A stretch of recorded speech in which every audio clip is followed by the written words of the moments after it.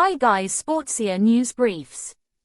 Cricket T20 World Cup Final. Powerplay pivotal as two forces collide in T20 World Cup Final. The blistering pace of Pakistan's new ball bowling attack take on England's blazing opening pair in a head-to-head battle that could well decide the T20 World Cup Final. England's openers stormed to a 10-wicket win in Adelaide over India, with Hales and Jos Buttler breaking records in their blitz. Buttler and Hales have set the tone with the bat, and boast the best average power play in the tournament, an impressive 52 runs for the loss of 1 wicket. The pair's unbeaten 196 balls is not only the highest opening partnership in the men's tournament history, but it's also the highest partnership for any wicket. Quicks Shaheen Shah Afridi, Haris Rauf, Naseem Shah and Mohammad Wasim, as well as the spin of Shadabkhan and Mohammad Nawaz, are the most impactful side with the ball in the first 6 overs of the tournament, on average taking 2 wickets for just 37 runs. Pakistan captain Babar Azam didn't downplay the significance when asked how important the first 6 overs will be with the ball for Pakistan. Utilizing the power play to grab as many wickets will be essential for the match.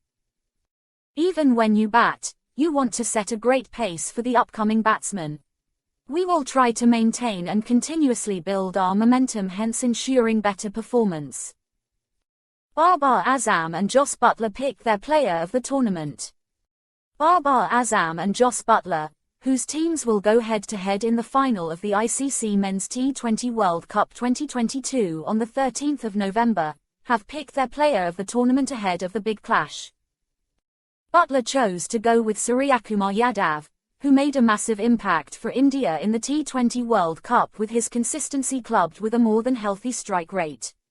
Heading into the final, Yadav is the 3rd highest run scorer in the tournament with 239 runs that came a strike rate of 189.68, the best in the tournament.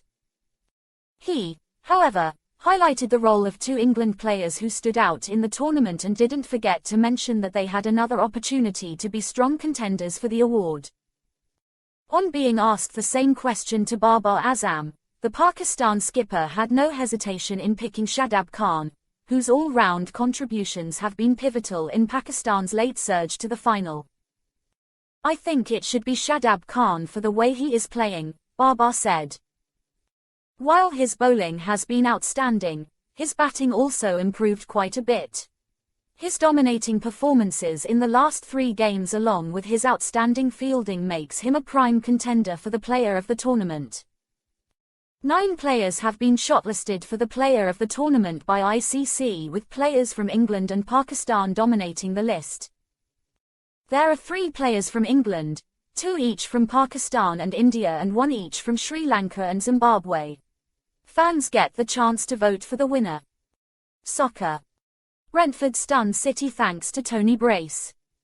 After going down early to a Toney goal, Guardiola's men came back in the first half only to be shocked by a last-minute Toney winner. This victory pushes Brentford up to 10th and keeps City 2nd.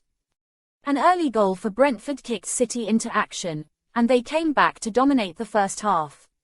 Foden found the net in the first half added time, as he fired a loose ball into the roof of Raya's net. Despite the best efforts, the home side were unable to get through the resolute Bees' defence. Toney was once again on form when Brentford pounced on the counter in the 90+7 minute. The Englishman finished a great move as he only had to tap it home.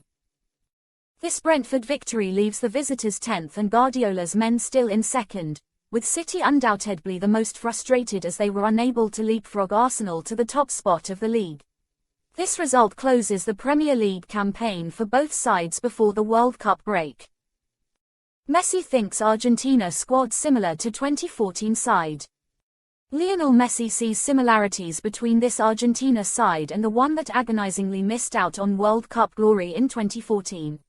Argentina will head to Qatar this month looking to lift the trophy for the first time since 1986. Former Barcelona star Messi, who now plays for Qatar-owned Paris Saint-Germain, has said it is likely to be his final World Cup. He has yet to win the biggest prize in international football, though he helped La Albiceleste to the Copa America title in 2021, finishing as joint top scorer with 4 goals. Messi won the Golden Ball in 2014 after inspiring Argentina to the final, only to be left watching Germany celebrate following Mario Götze's extra-time winner. But, speaking ahead of the 2022 competition, Messi appeared to suggest this Argentina squad has the unity to go as far as the 2014 team. Benzema breaks silence over injury.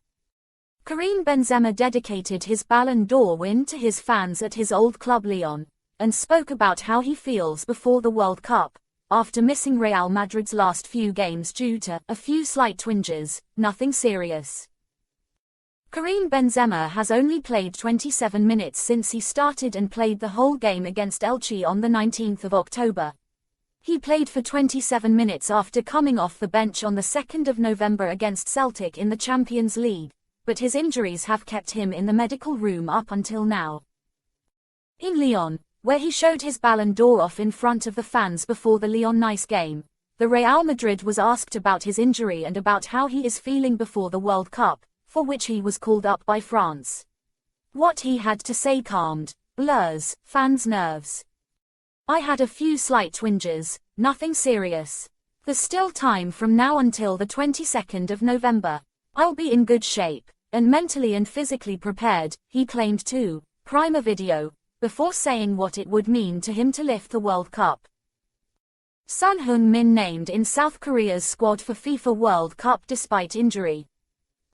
SonHeung was named in South Korea's squad on Saturday for the Qatar World Cup, but it remains to be seen if he will play after a serious facial injury. South Korea's captain and talisman suffered a fracture around his left eye during a Champions League match for Tottenham and then had surgery last week. "We are in contact with him and Tottenham's medical department," said South Korea's Portuguese coach Paulo Bento as he named his squad. Gladbach crushed Dortmund 4-2 for second straight defeat. Borussia Mönchengladbach fired 4 goals past hapless Borussia Dortmund for a 4-2 victory on Friday to leave their opponents in 6th place following their second straight league loss. With the Bundesliga going into a prolonged winter break after this weekend for the World Cup in Qatar, Champions League club Dortmund end their year on a low, 6 points off leaders Bayern Munich, in action at Schalke 04 on Saturday.